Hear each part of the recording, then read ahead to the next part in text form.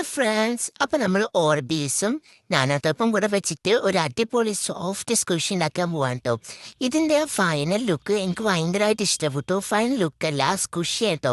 ഭയങ്കര സോഫ്റ്റാണ്, അതുകൊണ്ട് നെക്കി കളിക്കാൻ അത് പെട്ടെന്ന് പൊട്ടിപ്പോയിട്ടോ. അതൊരു വിഷമം നാനോട്ടപ്പ് ഉണ്ടായിരുന്നുള്ളൂ, അതുകൊണ്ട് അത് പെട്ടെന്ന് പൊട്ടിപ്പോയി. പിന്നെ നമ്മുടെ ചാനലിൽ ലൈക്കും ഷെയറും സബ്സ്ക്രൈബേഴ്സും കമൻറ്റും വളരെ കുറവാണ് കേട്ടോ. അപ്പോൾ എല്ലാ കമൻസിനും ഞാൻ റിപ്ലൈ കൊടുക്കാറുണ്ട്.